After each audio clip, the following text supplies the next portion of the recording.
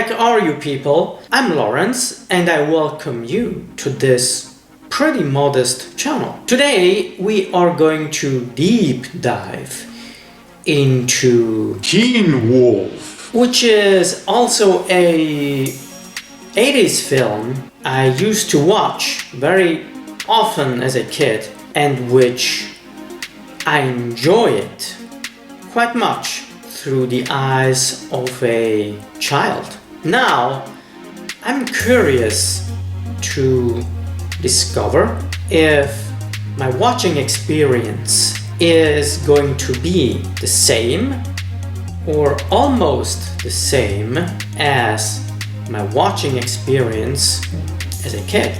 Are you too eager to discover that? Let's get into it.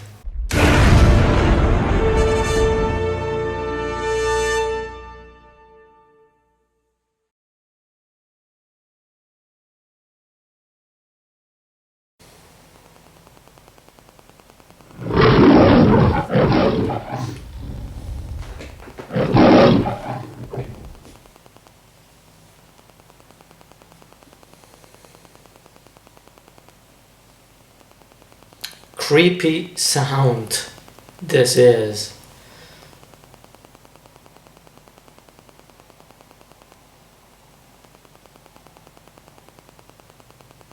I got very freaked out as a kid the first time I watched this.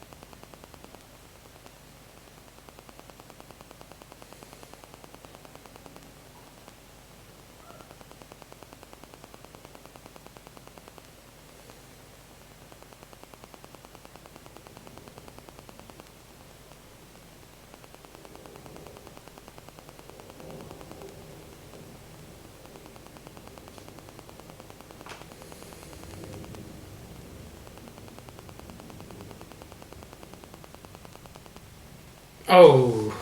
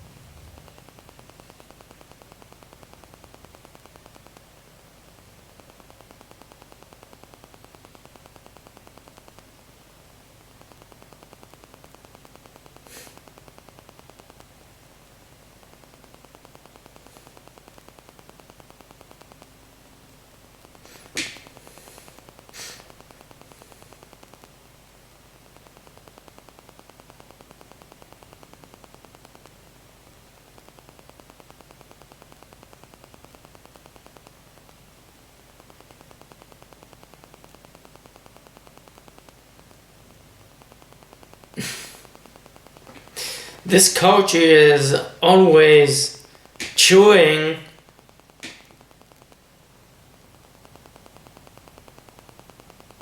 on something.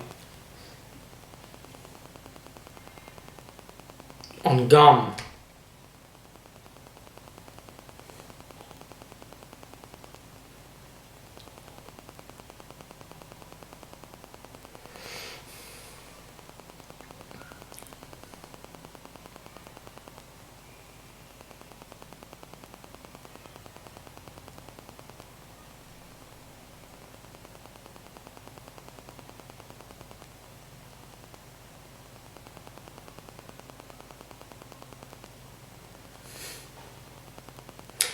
always wished I could do the same as a kid in situations, in front of situations like this.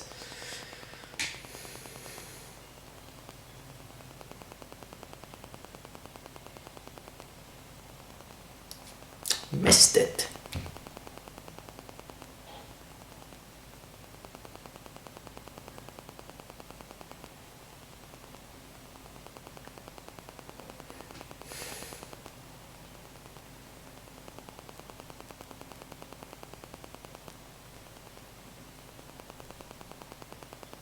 Leberwurst.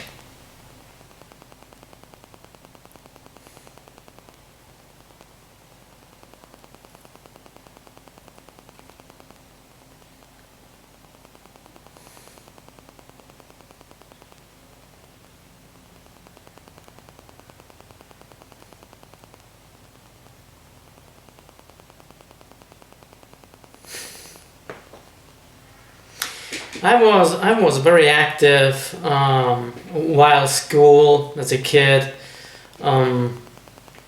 physically, so I can identify with the situation and with the character.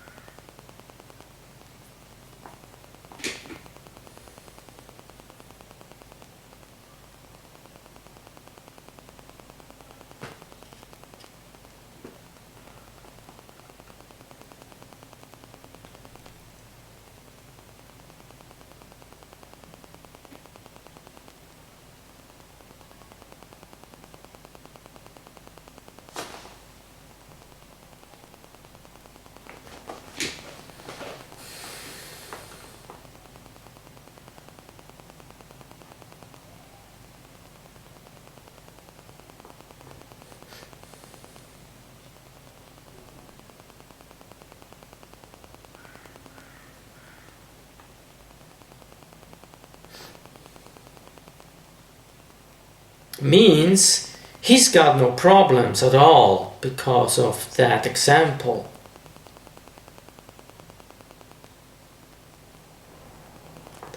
Thanks for your help, coach. It really helped.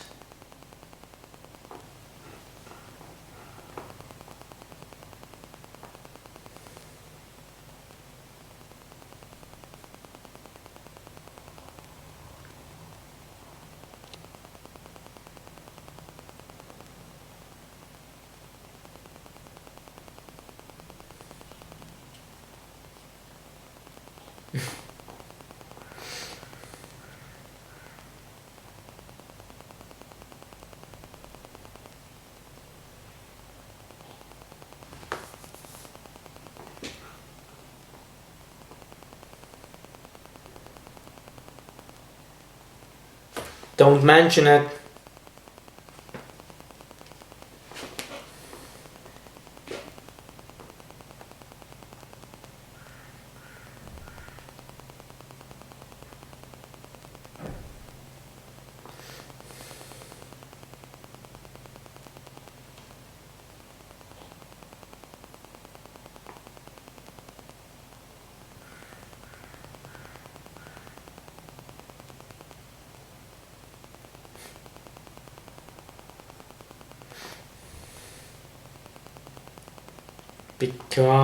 Because he's not interested in you.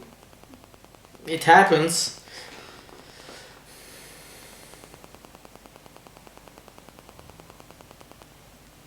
And by the way, he's got a girl who is interested in you, in him.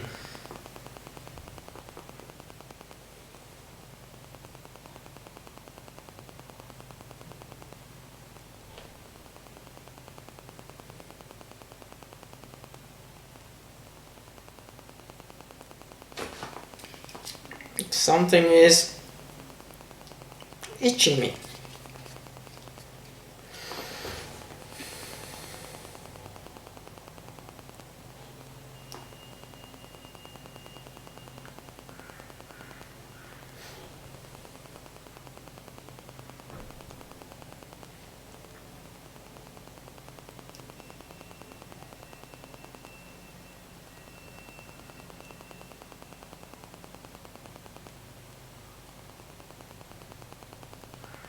His father is a werewolf too. Why doesn't he react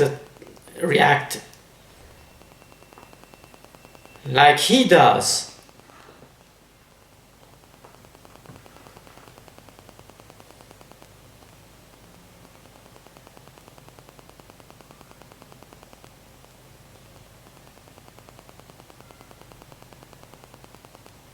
Although, of course, his father is more experienced, so he's used to these kind of sound effects.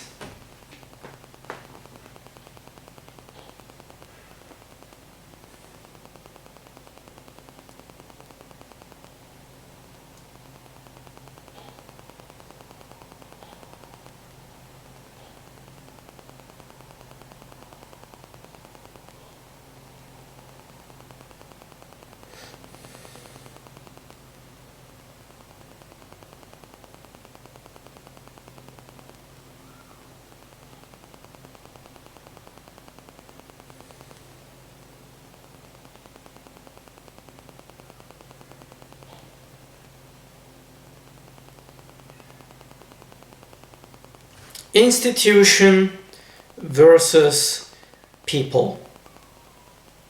This is what I got from it.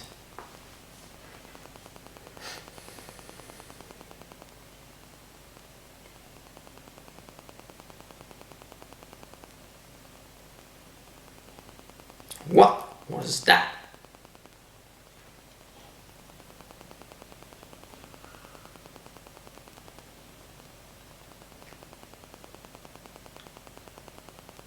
Rehearse what?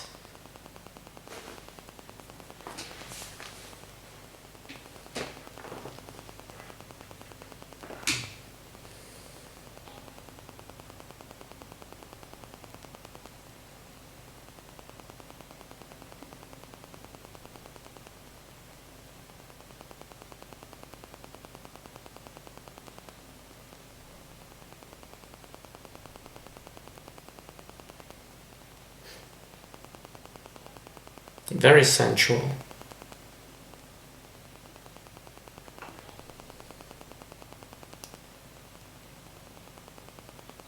Dude, she's got a boyfriend.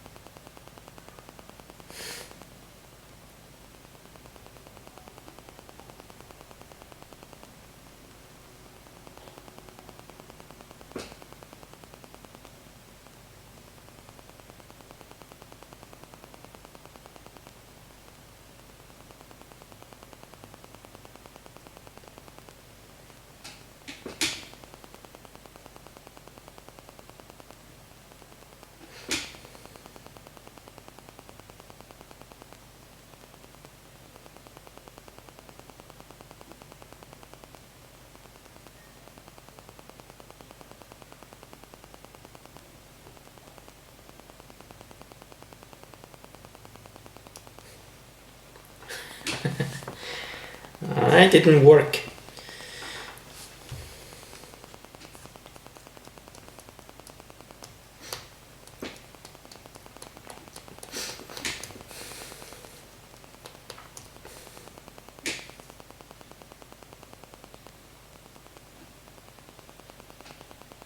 Never say die.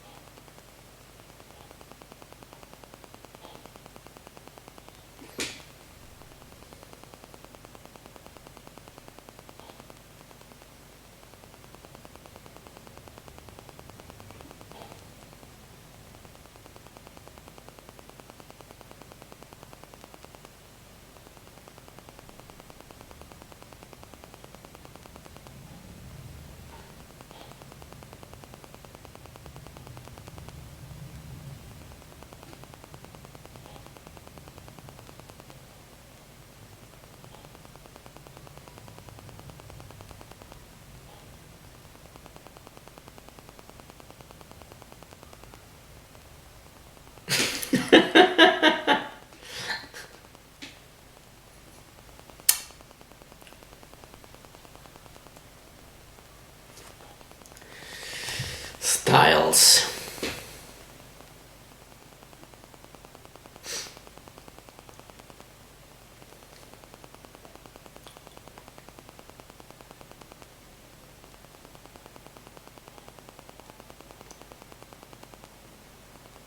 This is insane.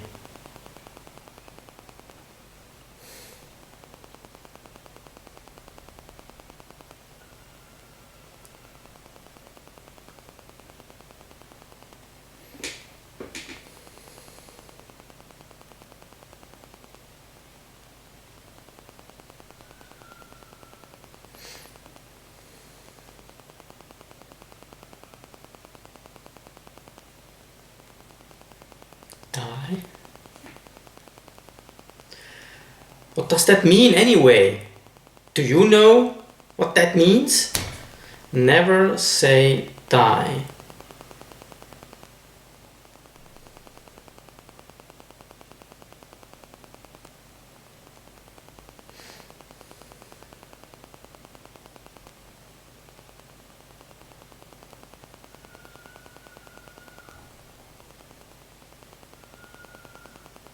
Alright.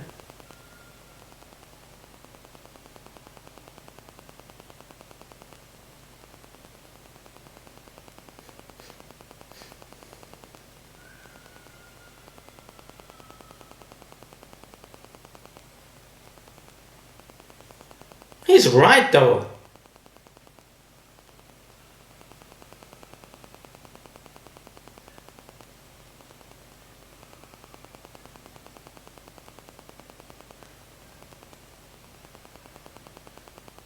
This is cool though.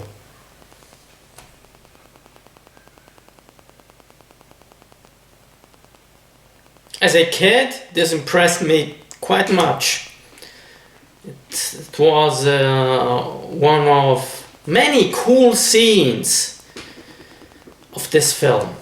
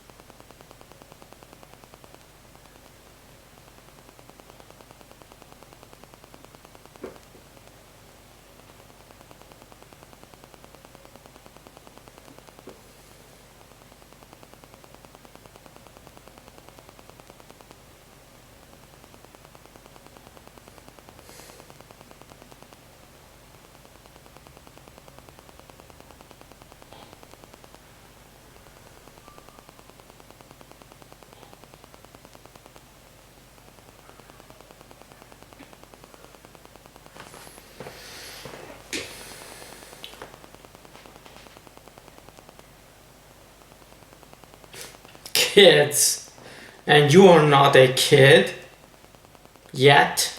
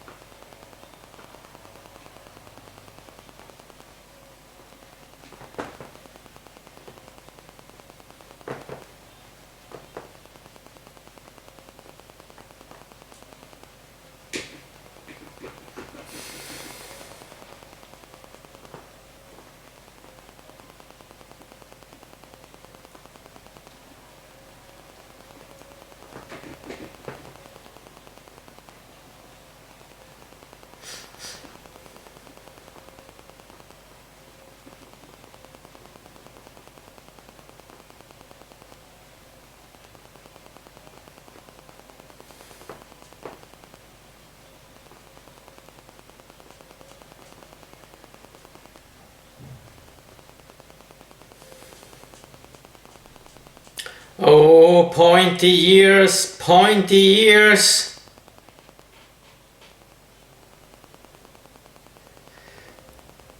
Whoa. Ah, ah.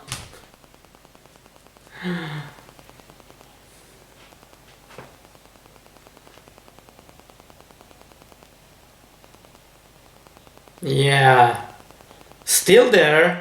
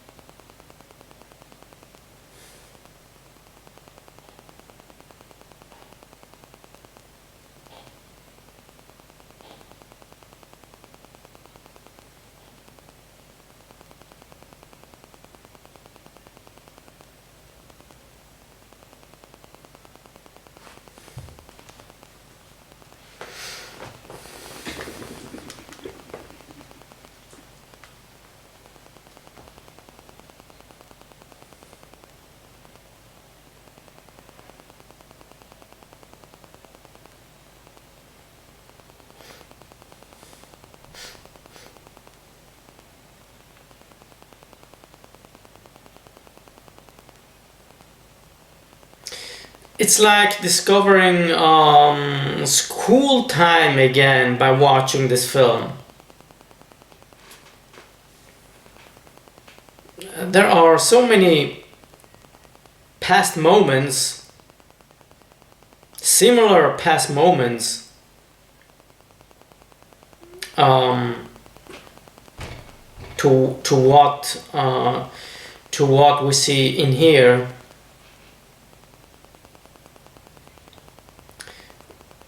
Which get me kinda nostalgic.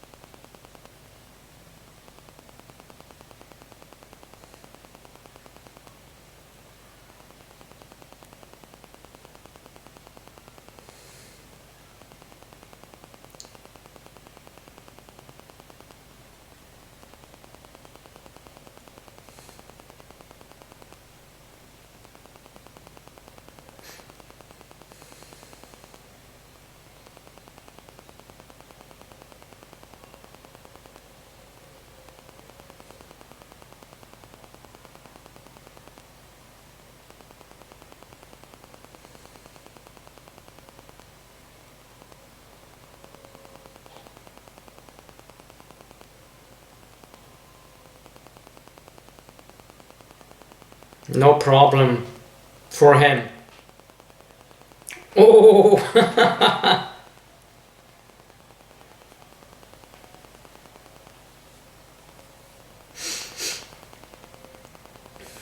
Malcolm. Who's Malcolm? Malcolm.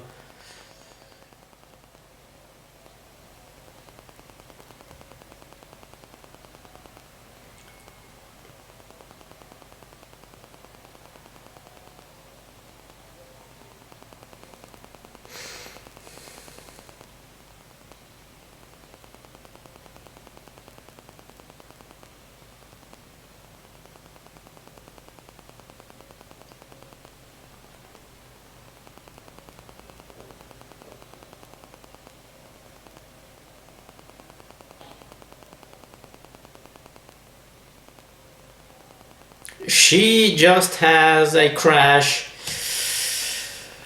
on Scott.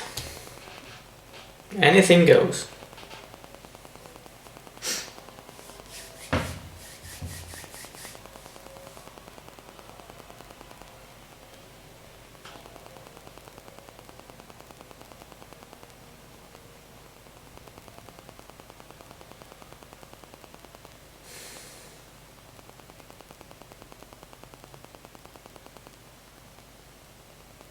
It's just a coincidence.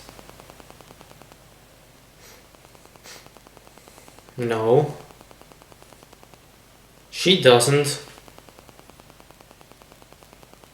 He does.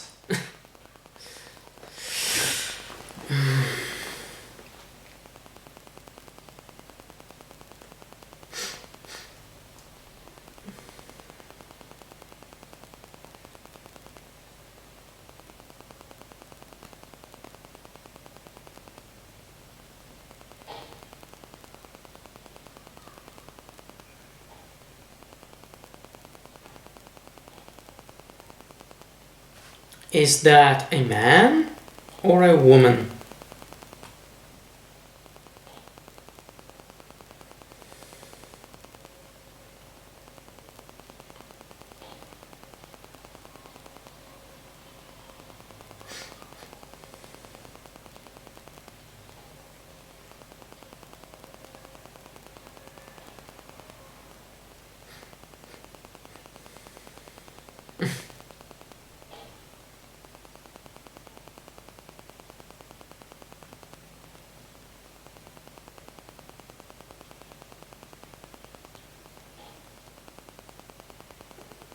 Ouch.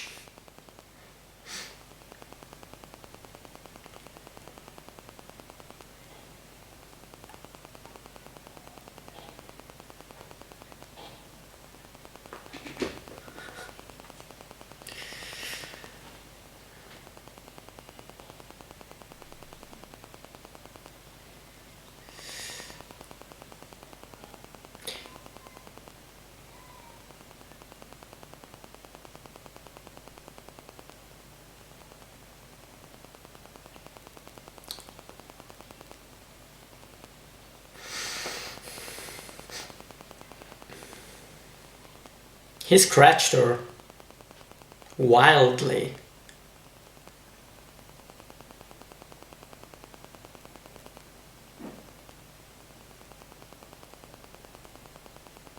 The following scene is also a very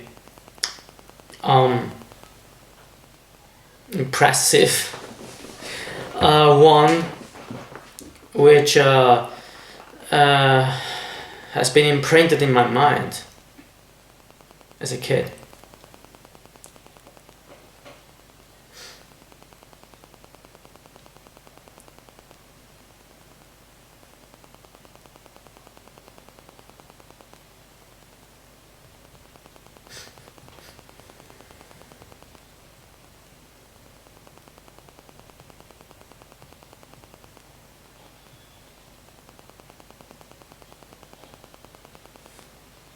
It's about to get out.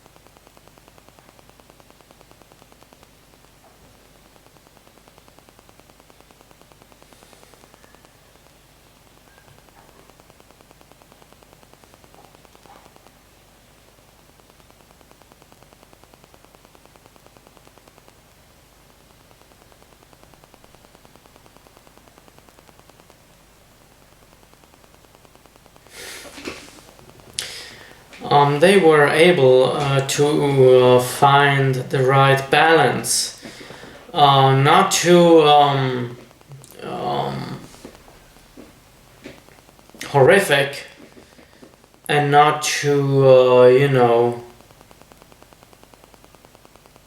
harmless.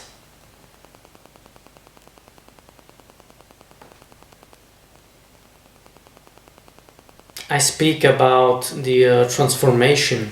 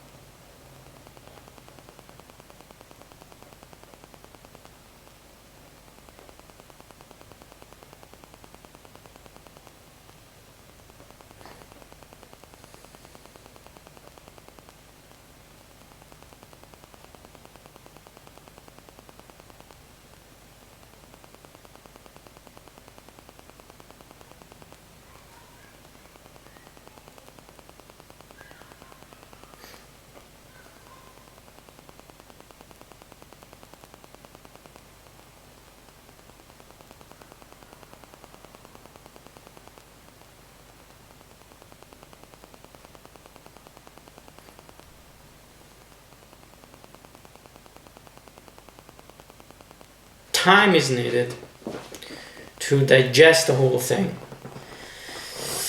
Like many things in life.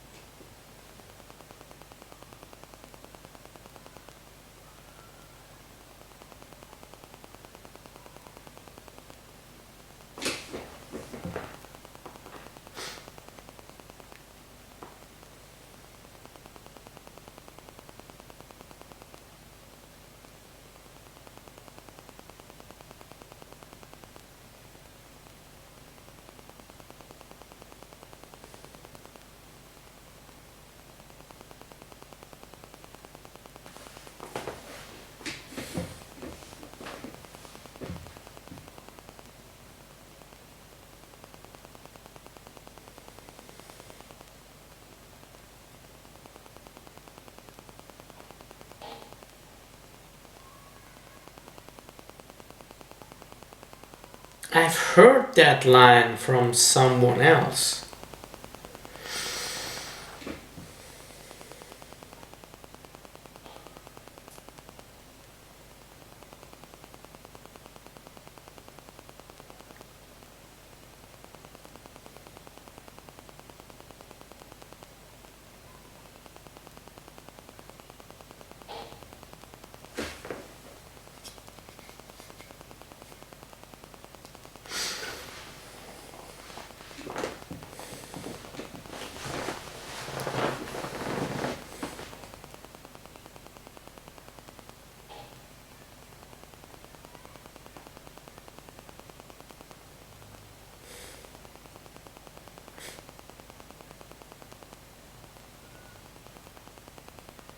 Can't we all relate to this situation?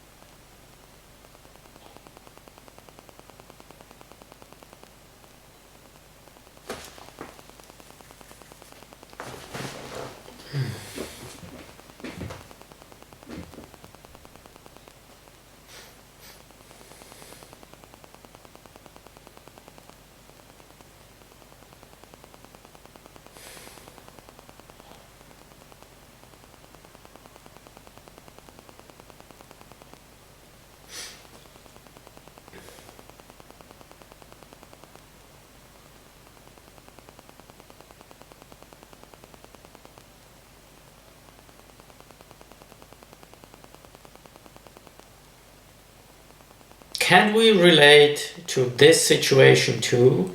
Being called, always being called by the teacher.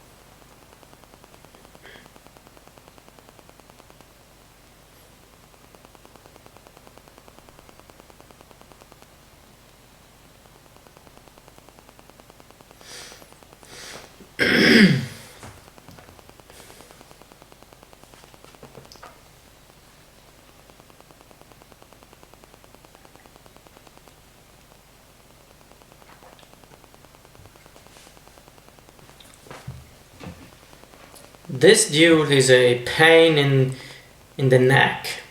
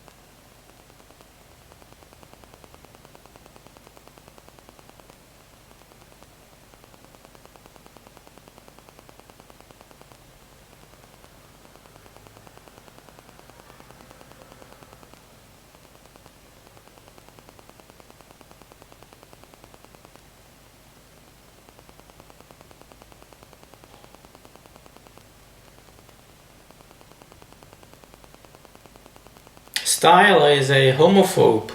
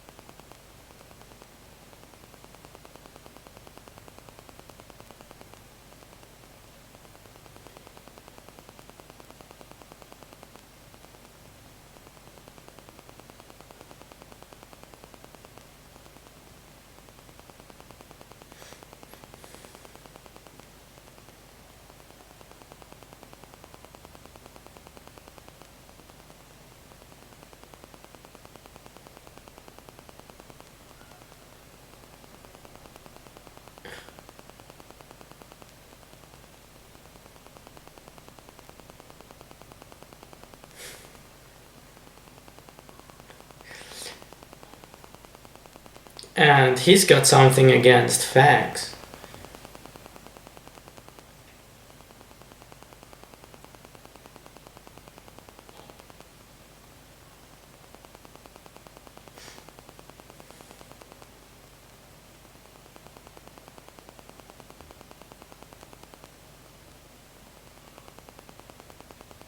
He sees and smells things beyond your perception.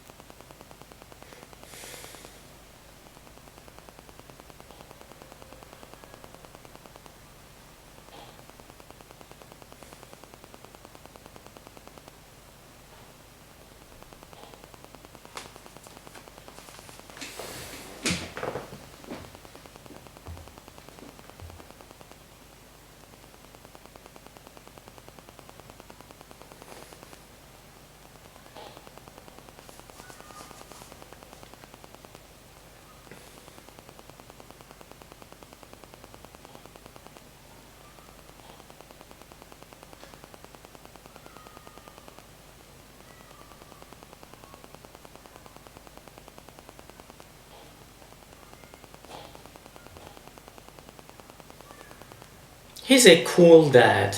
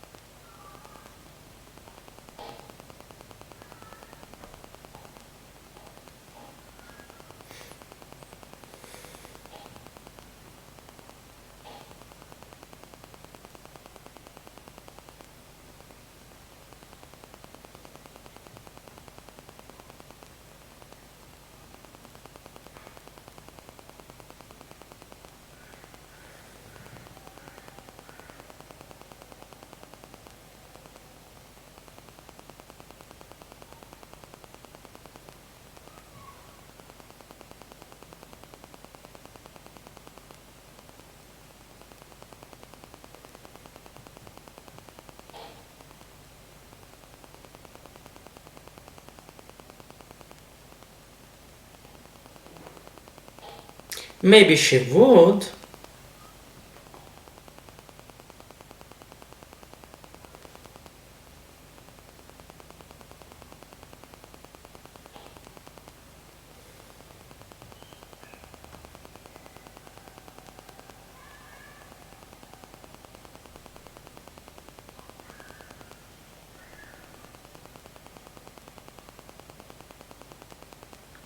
There are times people aren't able to appreciate other people.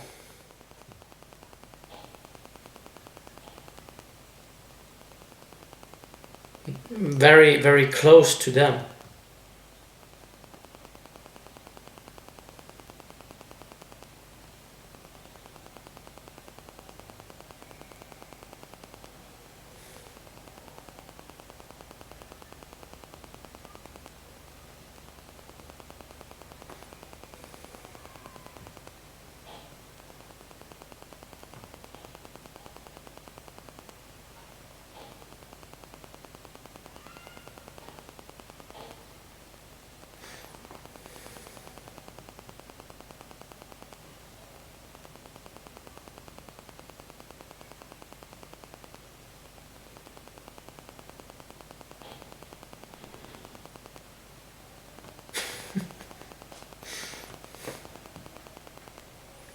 That's a weird coach.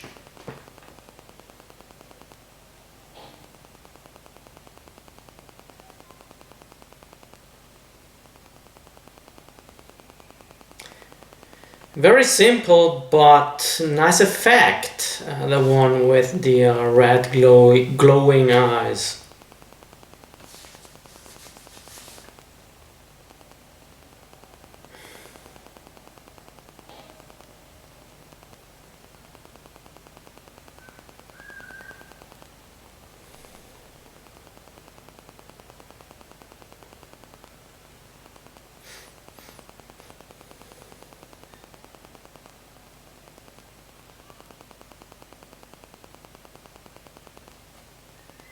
He is bursting out.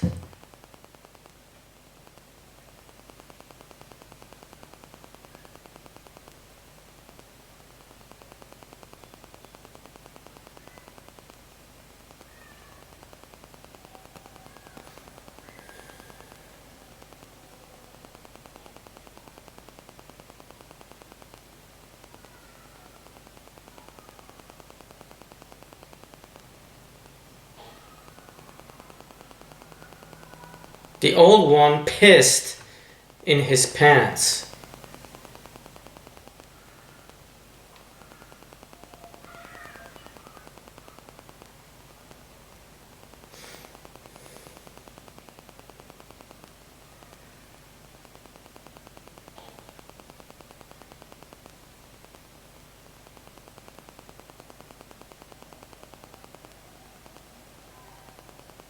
He certainly has skills. Hidden skills.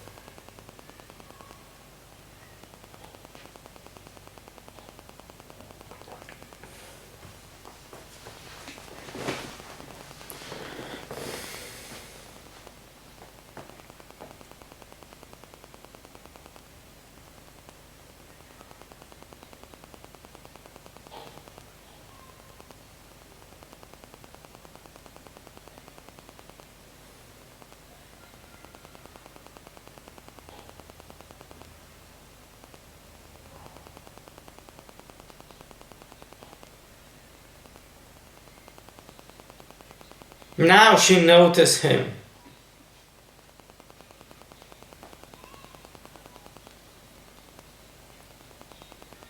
Now she does notice him.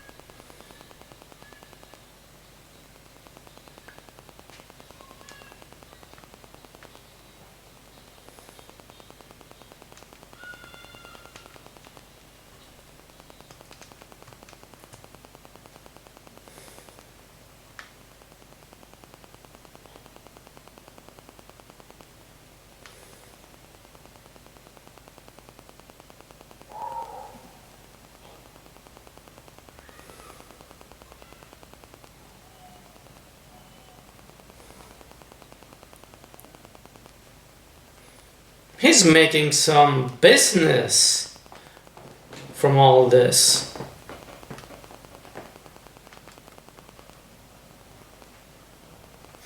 Why?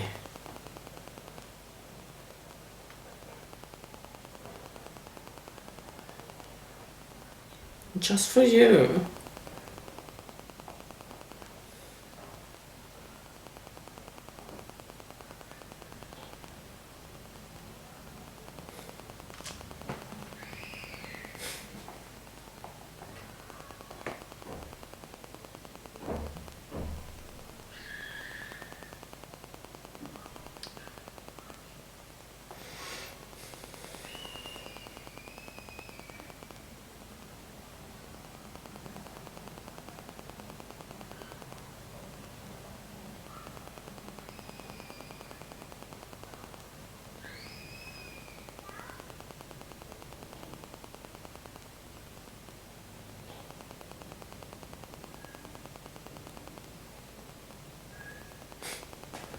Really something, indeed.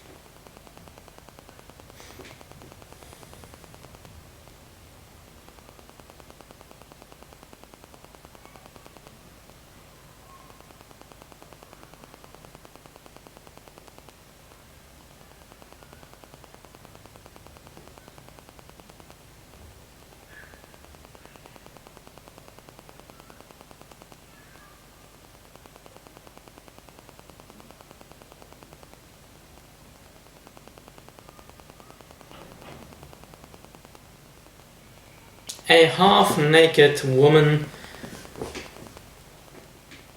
who says, relax.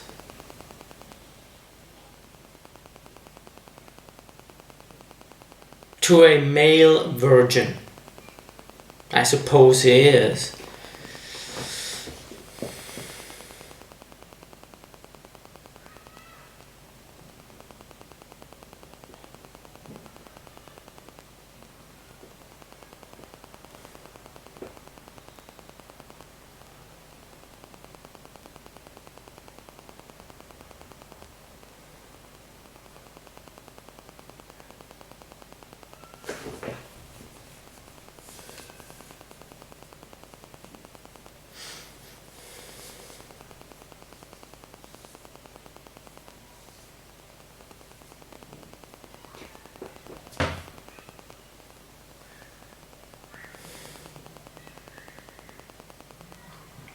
She's missing the techniques though.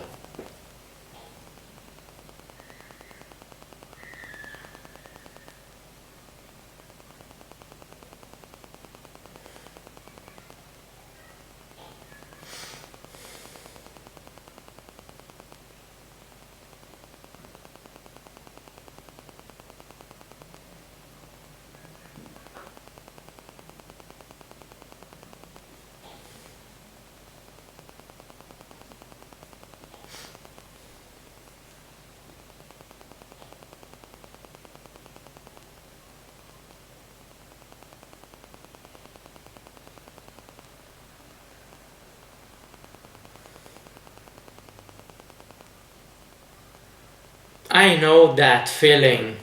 The feeling of just, I could kill you.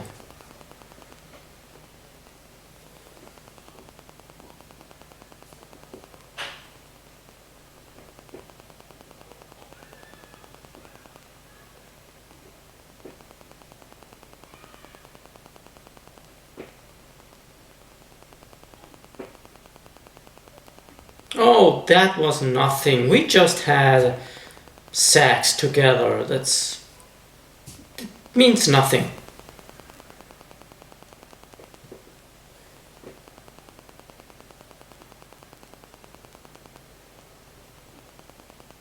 Can we say that she's a bitch?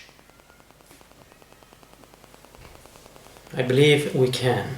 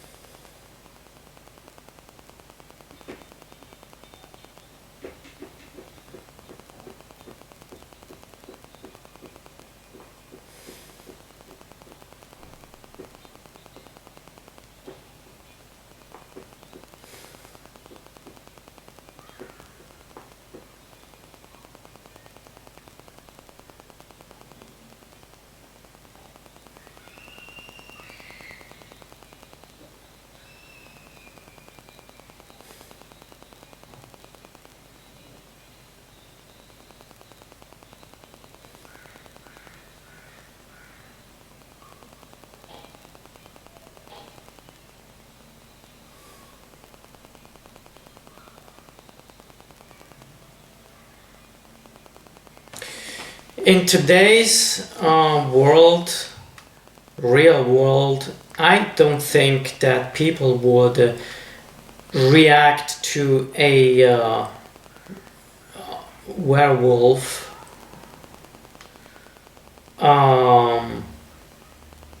with all that tolerance.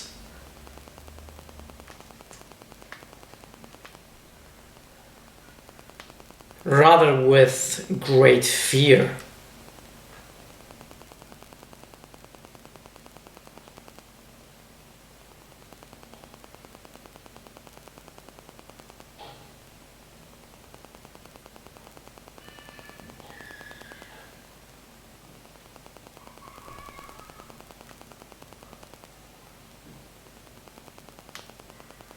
Hence, this film could have been possible only during the 80s.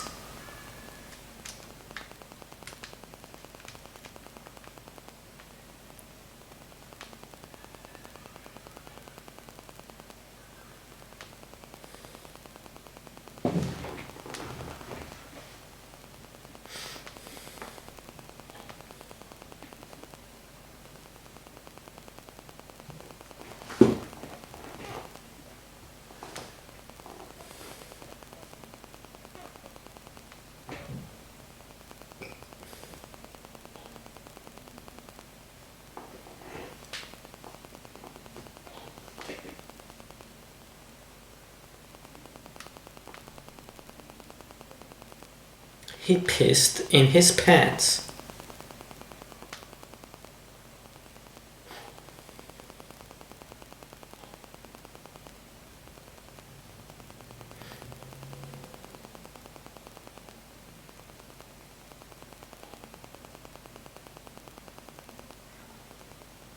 Although being a comedy, this film got some serious subtones in it.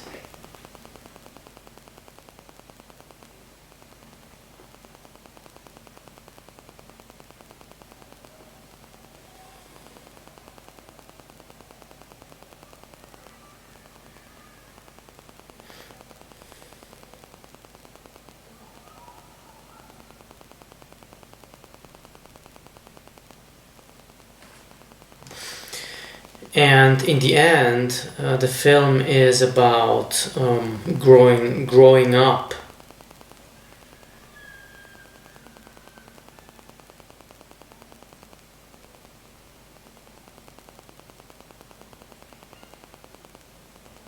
And learning to handle emotions.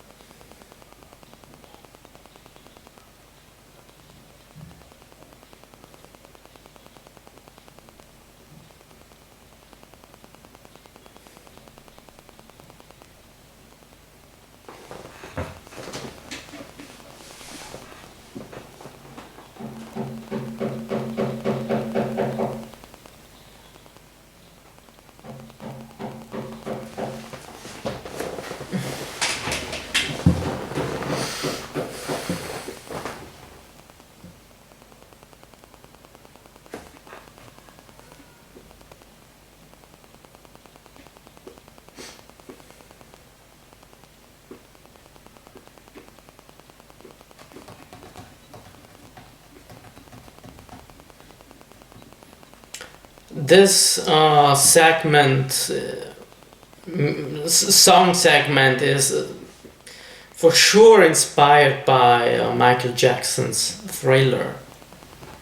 And by the way, this film looks and sounds like a huge MTV video.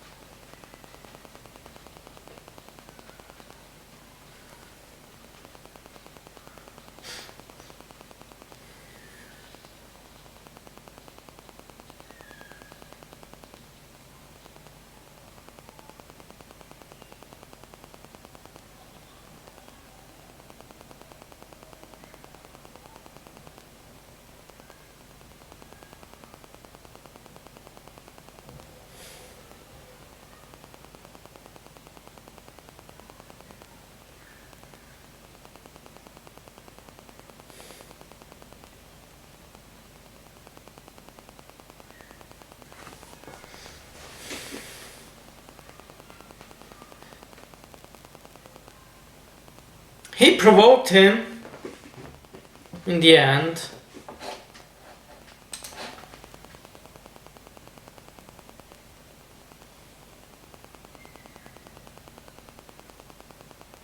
He could have killed him eventually if he wanted to.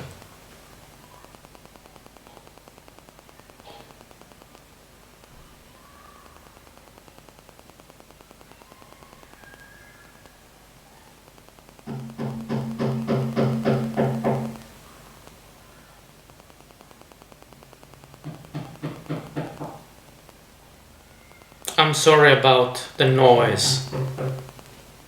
Someone is hammering around.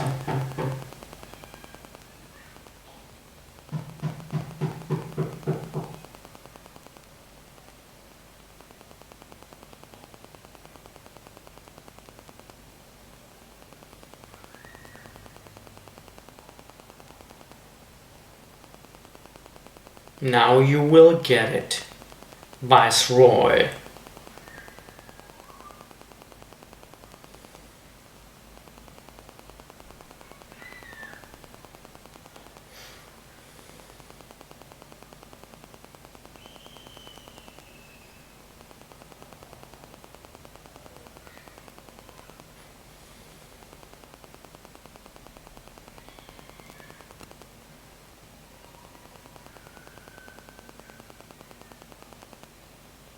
He pissed in his pants. Again.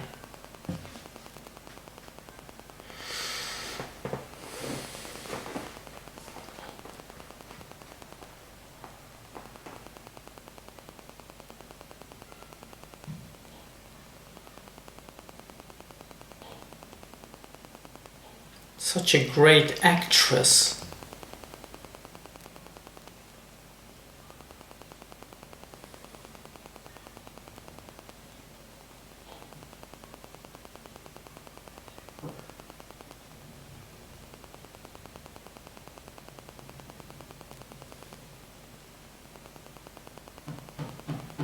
This doesn't make any sense.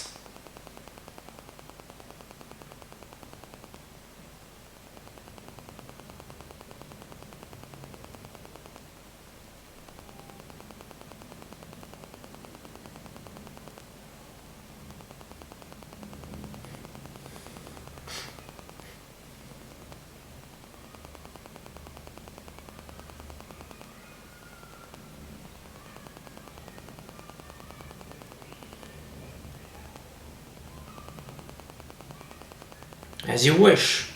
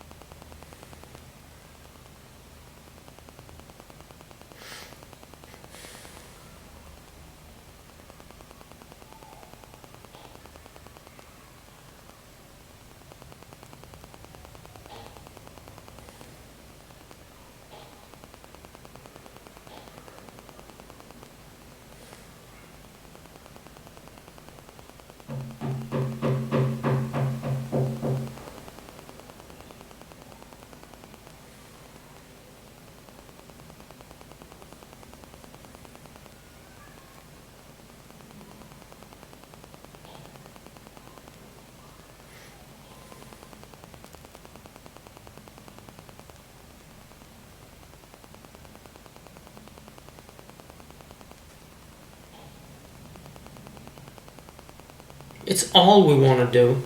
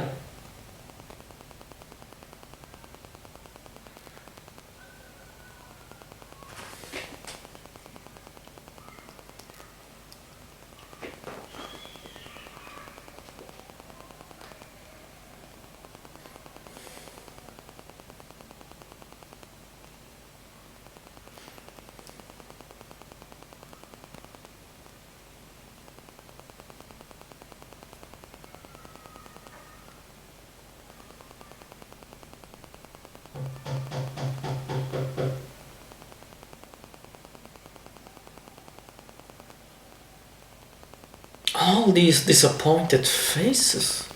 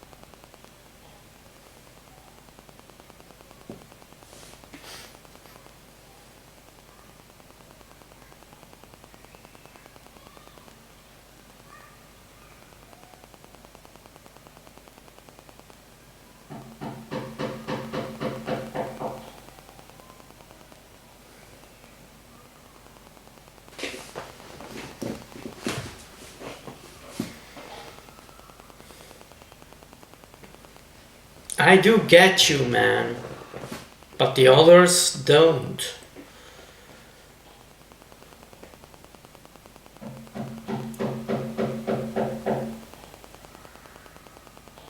They don't yet feel it.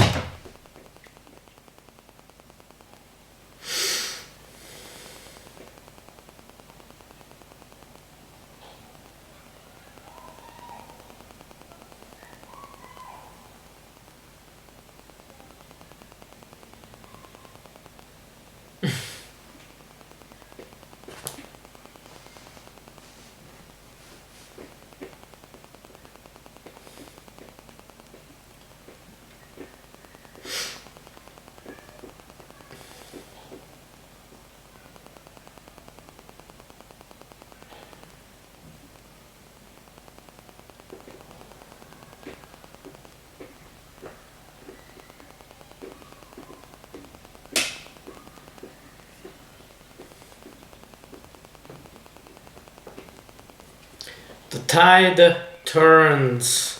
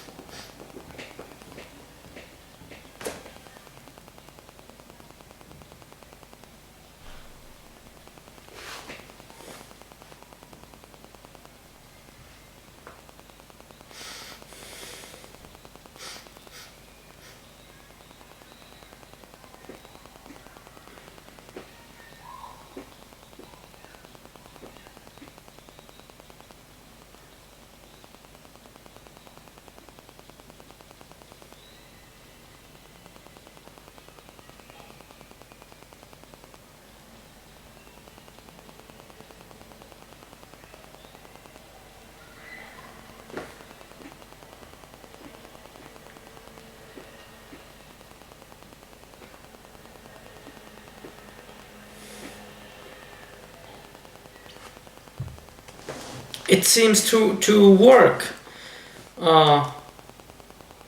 also without being a werewolf.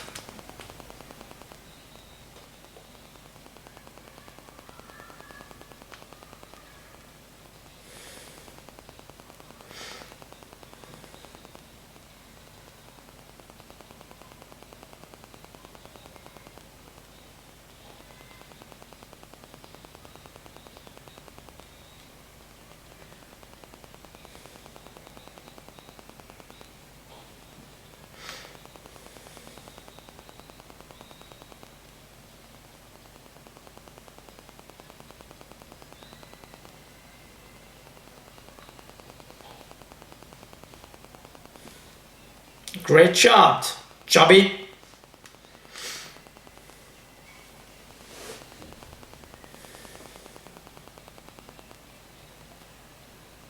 Hey, hey, hey.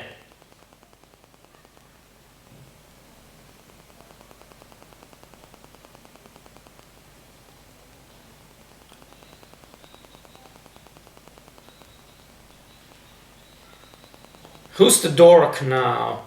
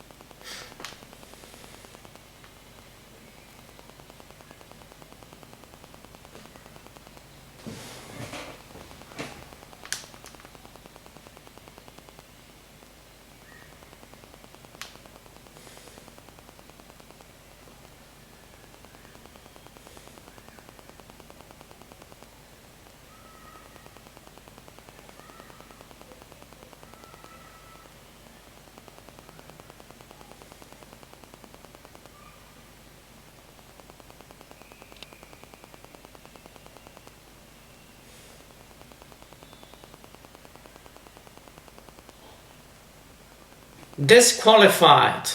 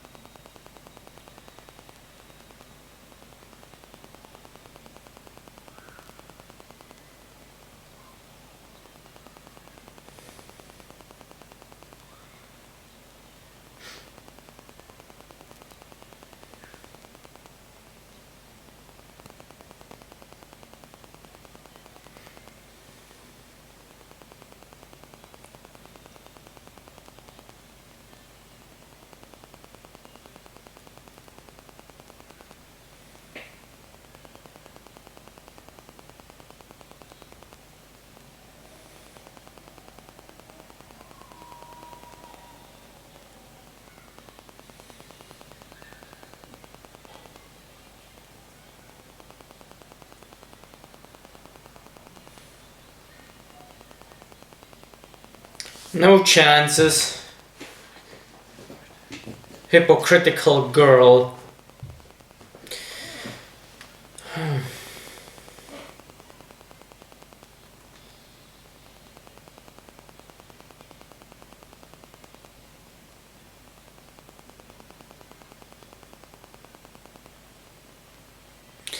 I must confess, I got quite emotional at the end when they win. When they win, the way I say that, terrible. When they win.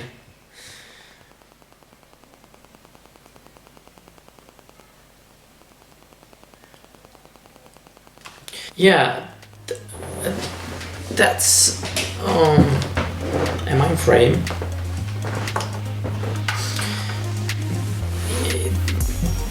The film is, you know, when you watch this film as a kid and you watch it and you do rewatch it years later as a grown up, you could see few things which do not make much sense, things which wouldn't be adaptable this way nowadays. Today, indeed, I don't think you could remake a film the same way, obviously. Anyway, the film isn't great.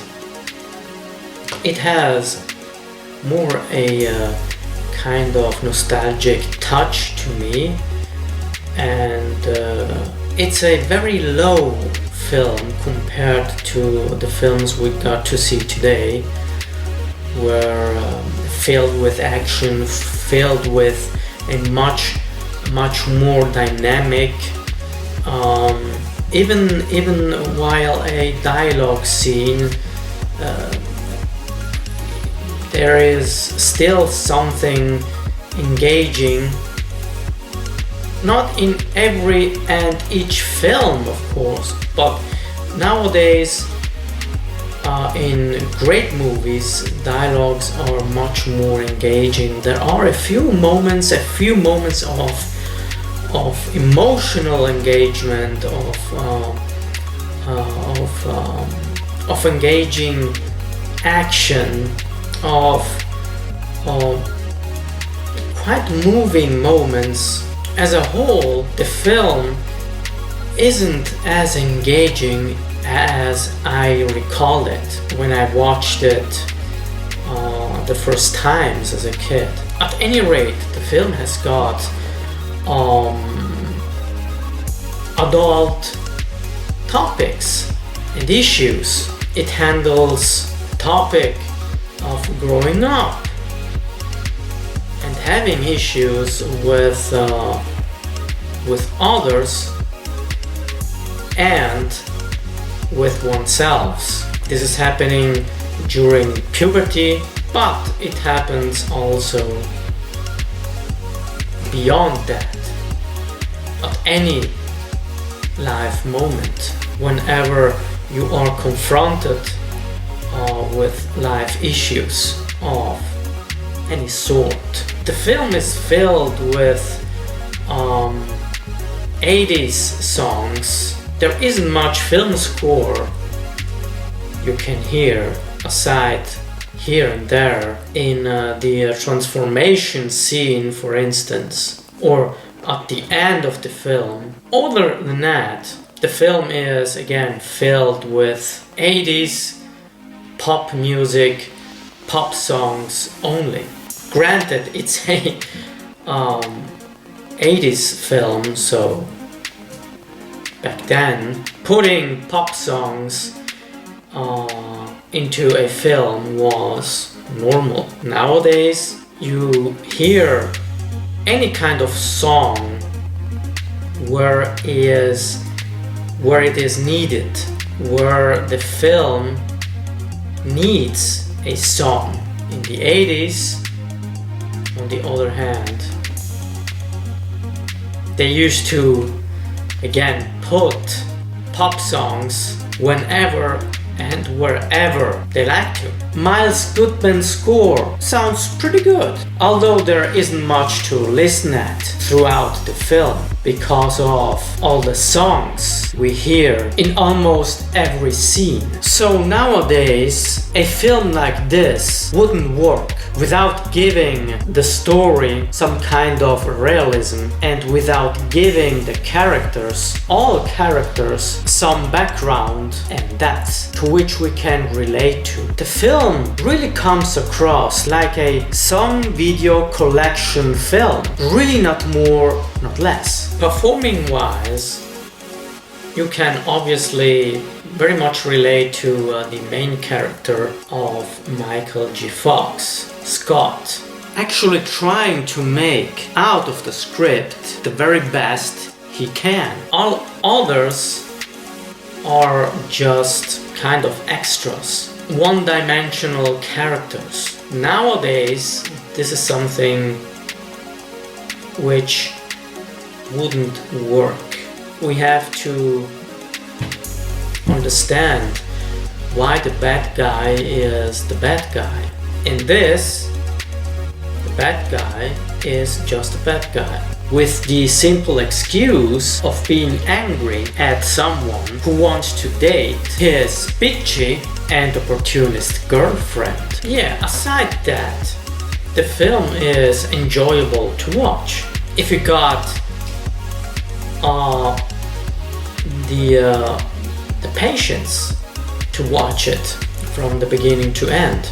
I'm not sure if nowadays kids or younger people would want to watch this film without being bored somehow. I can watch this film because of my nostalgic feelings and connection to it.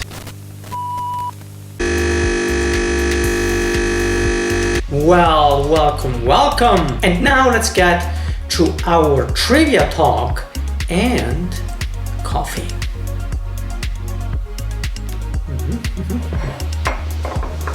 Delish. Scott Howard's house was located on the same block as 1955 George McFly's and Lorraine Baines' houses from Back to the Future.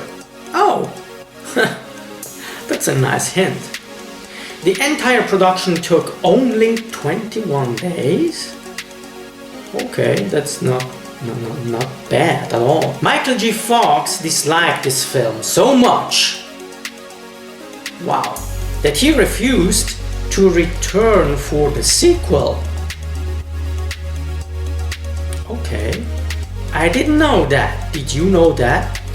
In an interview at the time while Back to the Future was in production, he lamented Steven Spielberg's down the street making great movies and I'm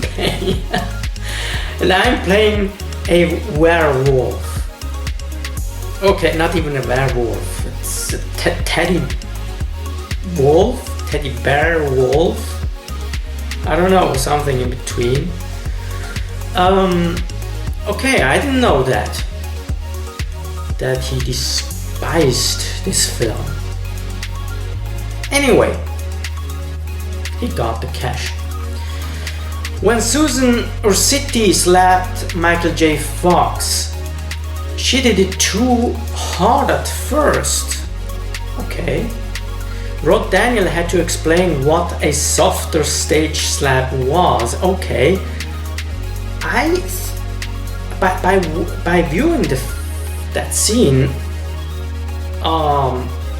it seems like she slapped him quite hardly. According to Rod Daniel, the director, Somewhere in a Vault is about an hour of the most embarrassing sports footage ever taken. I'm not sure if I get this. Do you?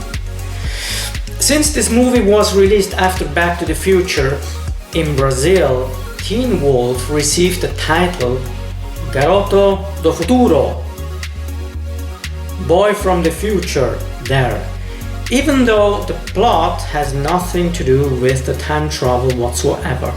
Yeah, sometimes you get very awkward titles from other countries, even in Italy. So yeah, this happens too. Michael J. Fox and Jeff Closer couldn't eat solid food while in makeup. They had milkshakes and soup. They, wow, yeah, poor ones.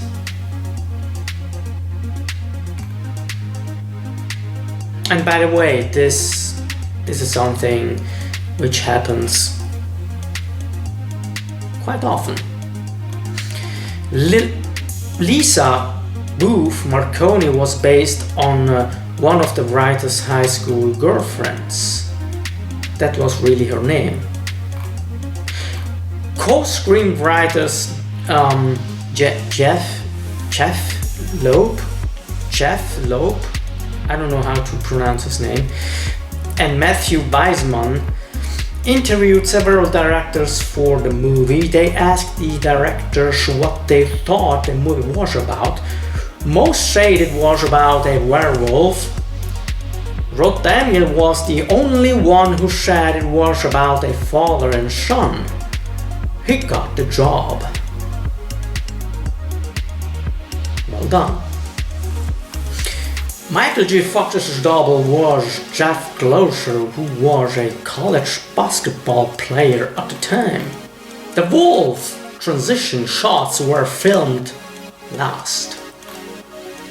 The beaver mascot logo used in the film was the Oregon State University Beavers logo in use by the university at the time. Why am I talking like Sean Connery? But I like it. You just tell me if you dislike it, okay? And then I will quit. Susan Urshidi, Lisa Booth Marconi, had only made one movie before this zapped. Co-screenwriters Jeff Loeb and Matthew Weissman saw her in that film and knew they wanted her for this role. Rod Daniel voiced all the roles in the movie. Oh, okay. He joked, and I didn't get a nickel, so he didn't get paid for doing the groans, the howling.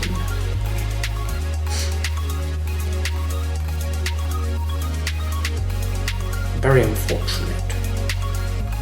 According to Rod Daniel, I didn't say 10 words to Michael J. Fox about his character or what we were doing. We were always making the same movie. It's the teen actors seem too old to be high school students. It's no wonder. Scott is played by Michael J. Fox, aged back then 23. Styles is played by Jerry Levine, aged 27. Chubby is placed by Mark Holton, aged 26. Mick is played by Mark Arnold, aged 27. Michael J. Fox's fame rose steadily while filming due to the increasing success of Family Ties. By the end of production, Fox needed more security than he did at the beginning. The project came together when Michael J. Fox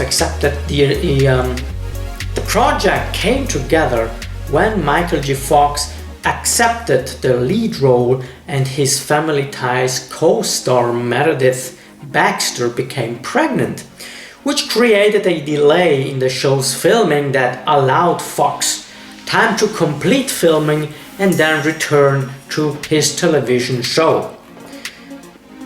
The jersey worn by Michael J. Fox was sold to Dina Collection, a Beverly Hills pawn shop, for $30,000. Oh my god.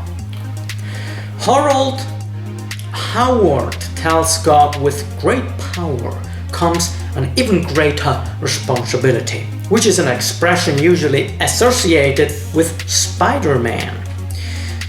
The screenwriter, one of the screenwriters, was also a comic book writer who wrote Spider-Man comics. Aha, this is why. The film, whose Italian title is Voglia di Vincere, which has nothing to do, which means desire to win and has nothing to do with the actual film, was released in Italy shortly after Back to the Future. Due to this, the main character's name, Scott, was changed to Marty. The same name as Michael J. Fox's character in Robert Zemeckis. The same name as Michael J. Fox's character in Back to the Future. The high school was so close to the airport they had to stop shooting when planes flew overhead.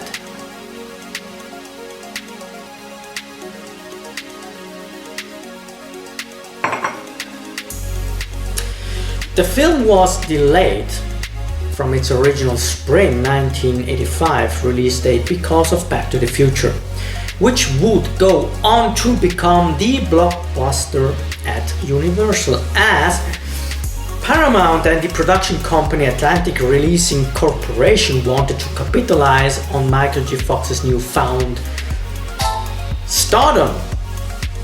The film would go on to be a surprise hit. The one screenwriter, Loeb, was hired to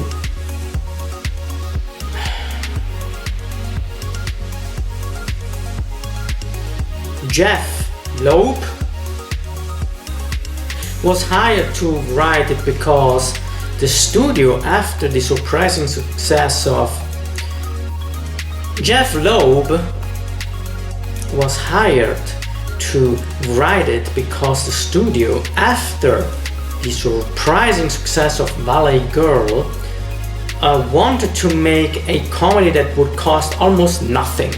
The production cost amounted to about $1 million and take very little time to film, indeed. After he filmed the movie, Mark Arnold Mick spent several months on the soap opera Santa Barbara. Arnold asked to be killed off the soap by the time the film came out, so he could be free to promote it. Rob Daniel went to Nebraska, where the movie is set, to interview teens about partying. The interviews inspired many of the scenes. Jerry Levine said that decades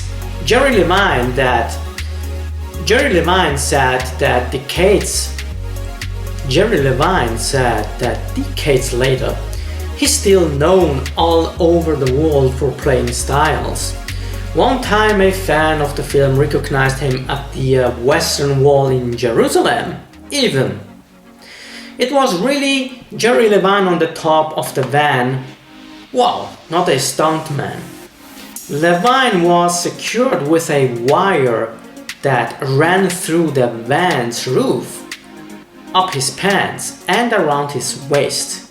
Oh, that's cool, because you can't see that. Hence, that's a very effective effect. One even doesn't realize it's an effect. and those ones are the best effects. The dancing was choreographed by Janet Roston, who later directed the Los Angeles rock opera Co. Michael J. Fox had a dance double for some of these scenes. Rob Daniel joked that Fox was a terrible dancer. Okay.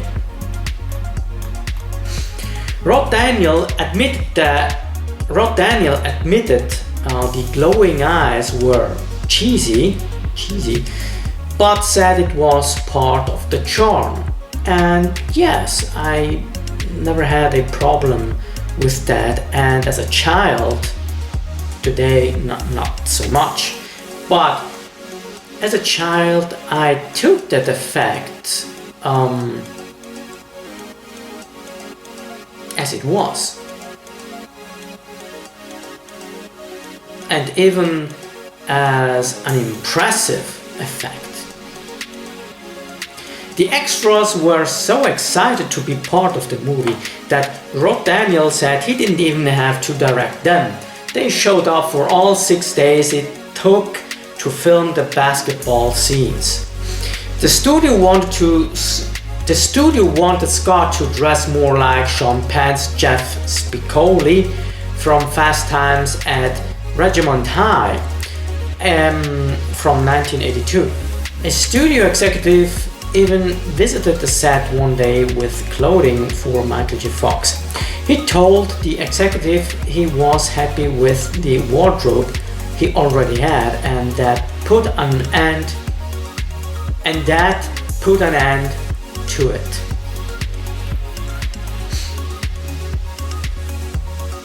James Hampton, Mr. Howard, and James McCrall and James McCreel, Mr. Thorne, are good friends in real life. You really wouldn't tell this. You really couldn't tell this in the movie. The picture was released during an early mid-1980s cycle of werewolf movies. These included Wolfen from 1981, The Howling 1981, this movie, Howling 2, Steerbow Werewolf Pitch from 1985, Full Moon High from 1981, Teen Wolf 2 1987, The Company of Wolves 1984, Howling 3 1987, Silver Bullet 1985, and An American Werewolf in London 1981. James Hampton, who played Scott Howard's father, Harold, said at a Teen Wolf convention that he was originally cast as Coach Finstock, okay, played by Jay Tarsus.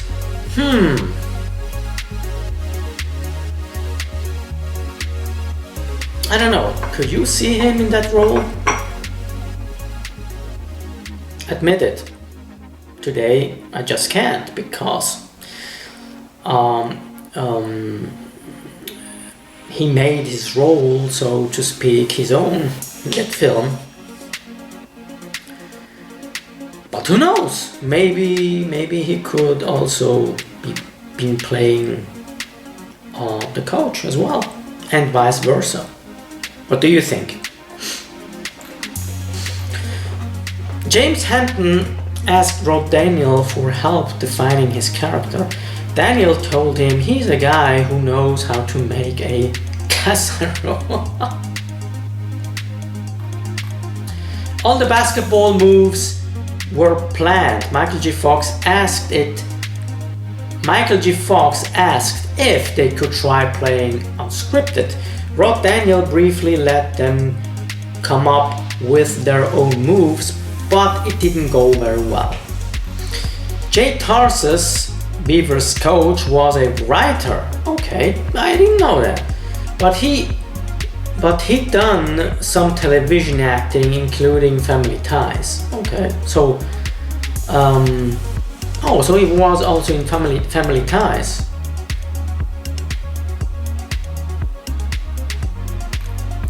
In the script, Scott appears on The Tonight Show from 1962. It was the only scene that wasn't shot. Jerry Levine said the scene with all the shaving cream on the floor made it feel like he was ice skating. Jerry Levine wears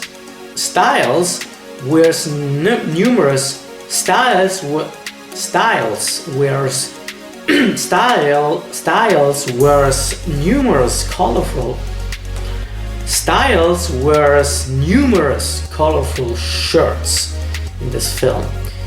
They appear in the following order: yellow shirt that says "Life sucks, then you die."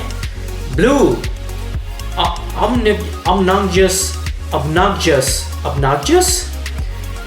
the movie.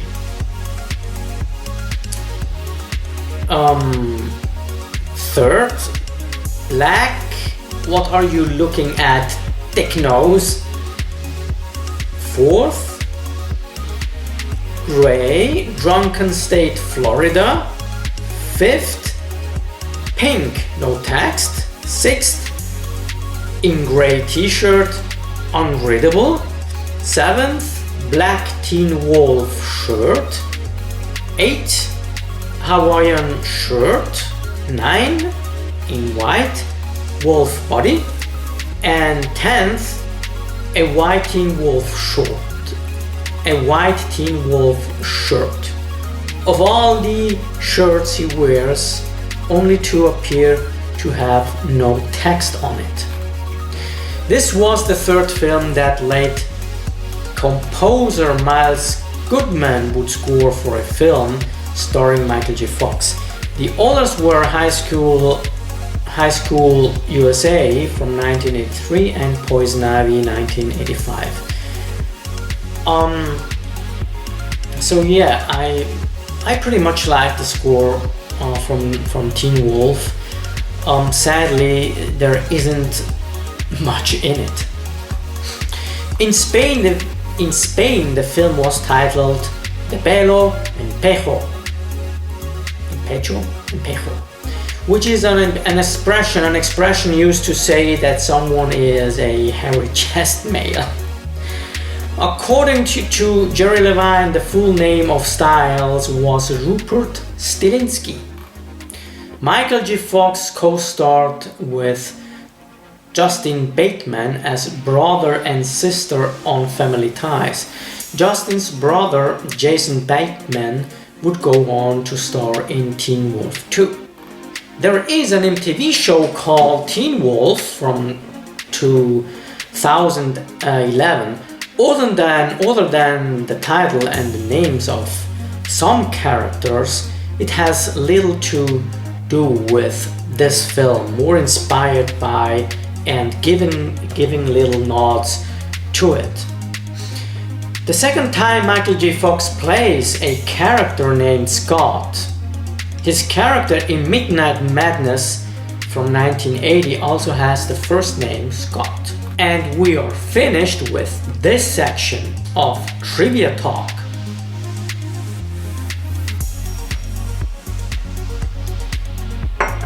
You got even more trivia stuff I haven't already mentioned? Go ahead and share it all in the comment section. Teen Wolf was released on August 23rd, 1985 and received quite mixed reviews. It was though a commercial success, grossing over $18 million on a just $1.2 million budget. Due to its success, the film spawned even an animated series adaptation the following year. 1987 followed a sequel. Teen Wolf also influenced a supernatural drama series of the same name that aired on MTV from 2011 to 2017. Teen Wolf's coming-of-age themes can't help but feel a little bit dull and unengaging, except for just a few scenes. It's also a very harmless film, displaying a werewolf, which in its nature is the very contrary of harmless. In fact, he's very human. Still, there is nothing Scott Howard is able to accomplish in its werewolf shape others cannot achieve too. Hence, the Teen Wolf, in the end, isn't all that special in its skills, aside maybe being able to smell things others cannot smell. But that would be all. The special makeup effects for the Teen Wolf holds up pretty well. The makeup looks quite believable, and Michael J. Fox did a terrific job behind that mask. The first times I watched this film, I really thought Teen Wolf was performed by someone else. Back then, I didn't know that much Michael J. Fox's mannerism and his performances as an actor. Today, even though behind the mask, I yet recognize him. Okay, what are your thoughts? Did you liked or even loved this film as a kid? Which I presume it's the case. Do you still love it? Or at least like this film? Do you have the same opinion, view of the film you once had as a kid? Or do you got as well some different opinions, which I believe is okay to have different views between all these years. In the meantime, as a grown-up, I'm very curious to know. Alright then, I'm gonna ending it here. Thank you all for taking the time to watch this with me. If you like this video and its content, you just thumbs up. And if you got more of these you want me to get through with you, you may send me your suggestions this way. And if you like to support my work here, I would very much welcome you in the Patreon Brotherhood anytime. Right, Robo? Thank you for your cooperation. Good night. Feel free to subscribe if you're new to this channel. Stay tuned, go beyond, and you are going to see me once again next time.